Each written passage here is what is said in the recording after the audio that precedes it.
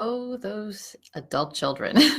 We've been talking about children this week and also this month, and talking about parenting and how to best help these kids. Oh, the kids. So right now we've been hearing a lot in the news about snowplow parents and helicopter parents, and my favorite, the phrase I've coined, tractor trailer parents, which means they're going into the child's own family life into their 30s and 40s and won't dump that load. So how do you know, though? I mean, we talk a lot about, oh my gosh, can't believe they paid someone for their kid to go to college. But let's pull it back a little bit. And where is the line? Where do you cross the line between nurturing your child, helping your child, and enabling them?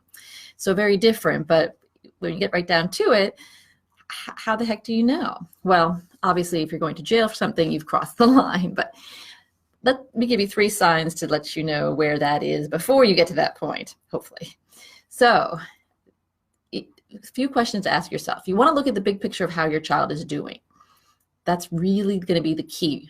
And a lot of parents get so wrapped up in what they're doing or what their other kids are doing that they miss that part. So it's really to look at how your child is doing. So for starters, are they thriving? Is your child basically getting good grades, a good group of friends, not getting into trouble, basically doing well? This is not, is your child perfect?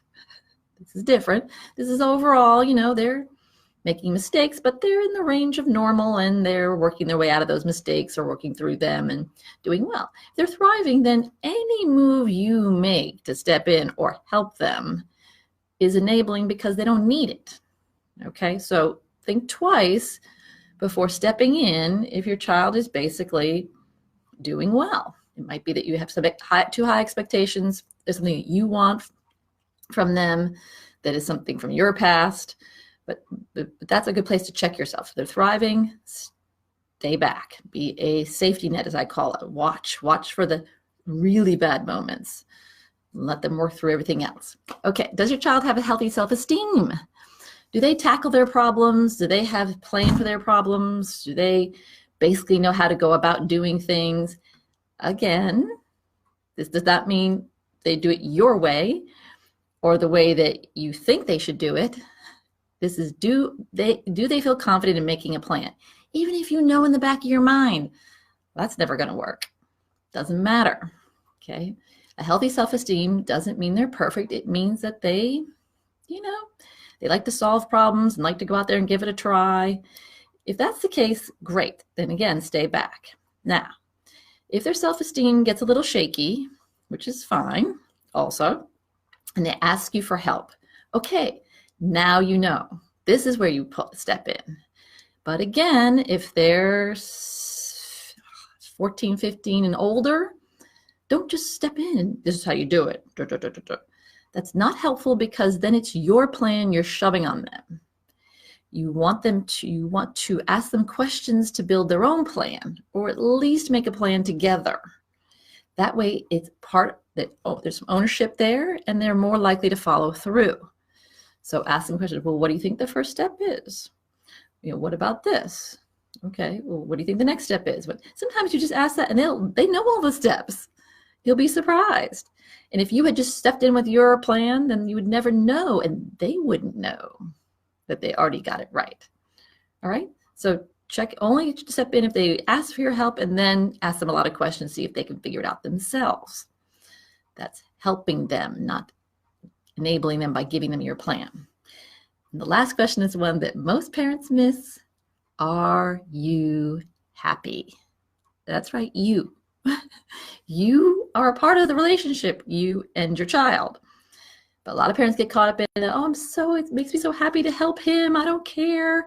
And I've seen marriages fall apart. I've seen people go to jail and get in trouble, break the law, all kinds of things under the guise of, I was just helping my kid. It's not going to work. If you're in the article that I had go viral was about parents spending the retirement money on their adult kids. Okay, it's not going to help the relationship if you have done so much good that it's hurt you. Don't make the mistake of thinking you won't be resentful over that, because you will. It's human nature. You can't possibly help someone at the expense of yourself without that negative emotion coming up and interfering with the relationship. And if you don't become resentful, your child might understand that you did this and they hurt you, and they might feel guilty about it. And of course, that's not going to be helpful for the relationship either. So in sum, are they thriving? Do they have a good self-esteem? Are you happy? Those are the milestones to look for and consider when you don't cross that line between helping, nurturing, and enabling. It's a dance. You got to go in and out, step in, step out. If you step in and things get better, then try stepping out. If you step out and things get worse, then try stepping in. But it's more of a dance than a workbook or checkbox. Okay? So good luck with all that. Give me a call if there's any problems, 757-340-8800. Bye.